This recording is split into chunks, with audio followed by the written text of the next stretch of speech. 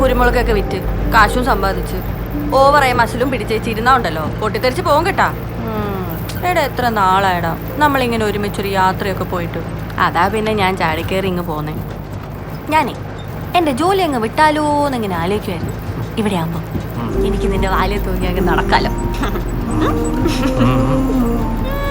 അപ്പൊ നിനക്ക് ചിരിക്കാനൊക്കെ അറിയാലേ. പിന്നല്ലാതെ പരിസരം നോക്കാതെ നീ ഓരോ വട്ട് കാണിക്കുമ്പോഴാണ് എനിക്ക് ദേഷ്യം വരുന്നത്.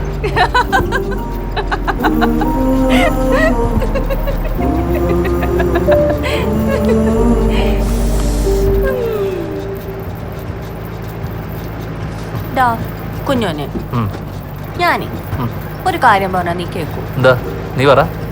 എടാ കുഞ്ഞോനെ, നീ ഇങ്ങനെ നമ്മുടെ പാടത്തും പറമ്പിലൊക്കെ കൃഷിയൊക്കെ ചെയ്ത് വിയർത്ത് ക്ഷീണിച്ച് നിൽക്കുമ്പോ ഞാനേ ഒരു ചട്ടിയില് തലേന്നത്തെ മീൻകറിയും നല്ല മുളക് ചമ്മന്തി തൈരൊക്കെ ചേർത്ത് കഞ്ഞി എടുത്തങ്ങ് ഒരു വരവ് വരും.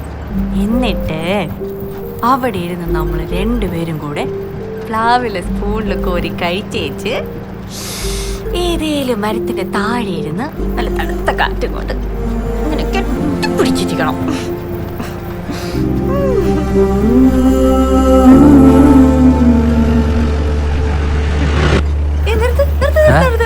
എനിക്ക് ഐസ്ക്രീം വേണം. വെറുതെ ഇരിക്കുക, അതൊക്കെ വേണം. നിർത്തടാ, നിർത്ത് നിർത്ത്. ആ നിർത്തി.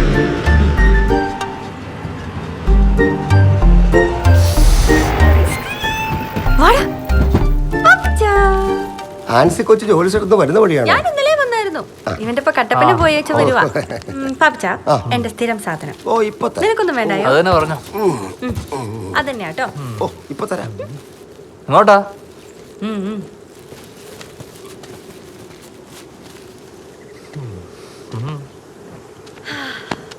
ലോകത്ത് എവിടെ പോയേച്ചാലും നമ്മുടെ ഈ നാടില്ലേ നെയ്യാശ്ശേരി, ഇവിടെ വന്നിങ്ങനെ അന്തം വിട്ട് നിൽക്കുമ്പോൾ കിട്ടുന്നൊരു ഫീൽ ഉണ്ടല്ലോ, അത് വേറെ എവിടെ കിട്ടത്തില്ലടാ കുഞ്ഞോനെ.